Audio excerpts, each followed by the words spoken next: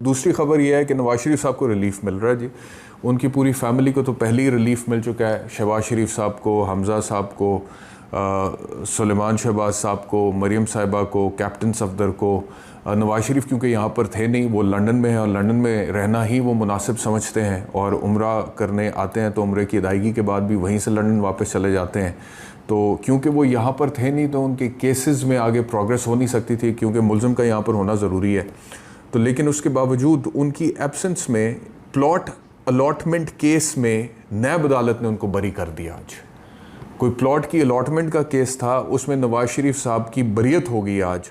और इस वक्त नवाज शरीफ साहब अब दुबई में और वो लंदन से दुबई आ चुके हैं और शहबाज शरीफ भी दुबई जा रहे हैं उनसे मिलने के लिए। और मरीम नवाज़ के वाले से भी ख़बर यह है कि वो दुबई जा रही हैं मियाँ नवाज शरीफ से मिलने के लिए। तो जितनी भी शरीफ फैमिली है इनकी बैठक दुबई में लगने जा रही है, जो कि पाकिस्तान से करीब है रिलेटिवली लंदन के। तो अब मियाँ नवाज शरीफ की वापसी करीब है, आने वाले दिनों में हो सकती है।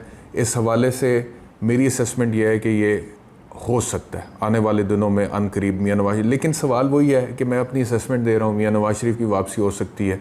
आ भी जाएंगे तो क्या फ़र्क पड़ जाएगा? क्या पाकिस्तान की मईशत इस तरह बहरान से बाहर निकल सकती है? क्या जो कुछ हो गया इस मुल्क में पिछले 1-1.5 साल में पीडीएम के दौरे हुकूमत में, वो मियाँ नवाज शरीफ कैसे रिवर्स करेंगे?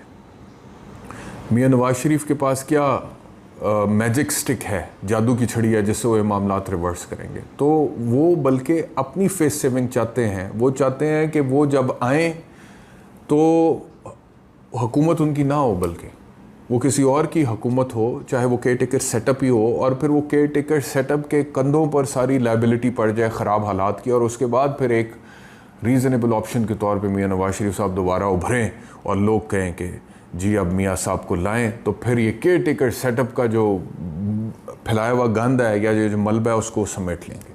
तो ये वाली जो स्ट्रैटेजी है, हिकमत अमली है, उसके ऊपर शरीफ फैमिली इस वक्त काम कर रही है। तो एक तरफ तो नैब अदालत ने मियाँ नवाज शरीफ को बरी कर दिया है, दूसरी तरफ नैब रावलपिंडी ने इमरान खान को दोबारा तोशाखाना केस में तलब कर ली है। वो जो तोशाखाना का केस है उसमें उन्होंने नोटिस भेजा था, उन्होंने कहा कि इतने गिफ्ट्स थे, उसमें से इतने गिफ्ट्स जो हैं उनका मामला है और उसमें इन्वेस्टिगेट करना है। तो इमरान खान को तलब कर लिया, और ना सिर्फ इमरान खान को बल्कि उनकी जो अहलिया बुशरा बीबी हैं उनको भी नैब ने 190 million pound money laundering case में दोबारा तलब कर लिया है, और उसमें भी उनसे इन्वेस्टिगेट वो करना चाहते हैं। तो चीज़ें ऐसी चल रही हैं फ़िलहाल, मतलब कि इमरान खान से इन्वेस्टिगेशन होगी, बुशरा बीबी से इन्वेस्टिगेशन होगी, लेकिन नवाज शरीफ की एब्सेंस में, उनके यहाँ ना होते हुए उनकी बरियत हो गई है नैब अदालत से प्लॉट अलॉटमेंट केस में। तो ये इस वक्त सिचुएशन है। अब इस सारी सूरत हाल में सवाल ये पैदा होता है कि अभी कुछ दिन पहले एक नई बॉडी, एक काउंसिल बनाई गई थी कि बाहर से बैनुल-अक़वामी सतह से बैरूनी सरमायाकारी पाकिस्तान में कैसे लेके आनी है। तो मैं बहुत दफ़ा पहले भी कह चुका हूँ और आज भी I want to reiterate this fact कि जो सरमायाकार होता है ना, उसको सबसे पहले साजगार माहौल चाहिए होता है, और उस साजगार माहौल में पहली शर्त ये होती है कि वहाँ पे सर्टेनिटी हो। सर्टेनिटी कैसे आती है, यानी कि इस्तेहकाम कैसे आता है? वो आता है मेरिट से, वो आता है लॉ एंड ऑर्डर से, वो आता है इंसाफ से। तो जब कहीं पे मेरिट ना हो या इंसाफ ना हो रहा हो तो उससे फिर अदम इस्तेहकाम पैदा होता है, और जहाँ पे अदम इस्तेहकाम होता है वहाँ पे कोई भी शख्स पैसे लगाने के लिए तैयार नहीं होता, क्योंकि हर किसी को अपना पैसा, सरमायाकार की तो मेंटालिटी है, वो डबोने के लिए तो पैसा नहीं लगाता, वो तो प्रॉफिट मेकिंग के लिए पैसा लगाता है ना। तो वो तो पूरा फिजिबिलिटी तैयार करते हैं। तो इन हालात में जब पाकिस्तान में ये मामलात है, इतनी अनसर्टनिटी है, अदम इस्तेहकाम है, लॉ एंड ऑर्डर के हवाले से प्रॉब्लम है, मेरिटोक्रेसी लोगों को नज़र आता है कि सिस्टम में ख़त्म है, तो इन हालात में लोग कैसे पैसे लाएंगे और क्यों लाएंगे?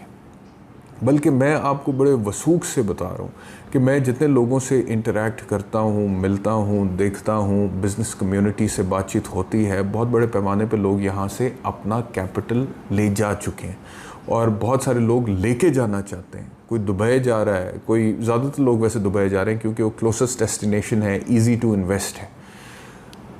अब मिसाल के तौर पे एक शख्स ने मुझे कहा कि आप मुझे बताएं कि यहाँ पर हम काम करें तो कैसे करें। उन्होंने कहा कि हमारा इंपोर्ट हम करते हैं कुछ फर्नीचर वगैरह, तो उन्होंने कहा कि इंपोर्ट के ऊपर बैन है, पाबंदी है, इस हुकूमत में एलसी खुल नहीं रही है। क्यों? क्योंकि डॉलर वो कहते हैं कि बाहर ना जाए। पाकिस्तान से, और जब एलसी नहीं खुल रही है और डॉलर बैन है तो हम कैसे मंगवाएं सामान और यहाँ पर बेचें। तो आपकी इकोनॉमी जो है वो इस वक्त एक तरफ तो आपने क्लोज़ की हुई है, आपने इंपोर्ट बंद किया, दूसरी तरफ जो है आप दूसरी तरफ जो है वो अदम इस्तेहकाम है, ठीक है। तो इन हालात में बैरूनी सरमायाकारी को आप कैसे कन्विंस करेंगे कि जी आएँ और यहाँ पर आकर इन्वेस्ट करें। तो ये बहुत बड़ा प्रॉब्लम है। लेकिन उसके बावजूद ख़बर ये है कि शहबाज शरीफ साहब जो हैं उनकी 3 मुलाकातें हो गई हैं MD IMF से, और इन 3 मुलाकातों के बाद इसहाक डार साहब का कहना यह है कि IMF जो है वो जल्द इंस्टॉलमेंट दे देगा। लेकिन जो मामला तय हुआ है इन 3 मुलाकातों में वो ये हुआ है कि IMF ने कहा है हुकूमत पाकिस्तान को और शहबाज शरीफ को, वजारत ख़जाना को, कि 215 अरब रुपए के मज़ीद टैक्सेस आप लोगों ने लगाने, तजवीज़ ये है। तो इसहाक डार साहब ने इस चीज़ को एडमिट किया, कन्फेस किया कि 215 अरब के टैक्सेस लगाने की तजवीज़ है। लेकिन सामा वो कह रहे हैं कि ये इस तरह के टैक्सेस होंगे कि इससे उस तरह की महंगाई नहीं होगी जिस महंगाई से एक आम आदमी इफ़ेक्ट होता है या उसके ऊपर बोझ बढ़ता है। तो कहते ऐसे ही हैं हमेशा, लेकिन देखना यह है कि असल में होता क्या है। क्योंकि बैनुल-अक़वामी मार्केट में तेल की कीमतें गिरने के बावजूद जिस तनासब से पाकिस्तान के अवाम को, मिडिल क्लास को रिलीफ मिलना चाहिए था, वो नहीं मिला। और जब तेल की कीमतों में इजाफ़ा होता है तो ओवरऑल महंगाई में इजाफ़ा होता है, जब उसकी कीमतों में कमी होती है तो वैसे होना तो यही चाहिए कि ओवरऑल महंगाई में कमी हो, लेकिन पाकिस्तान में आपको पता है कि अच्छे कामों में अक्सर देर हो जाती है। लेकिन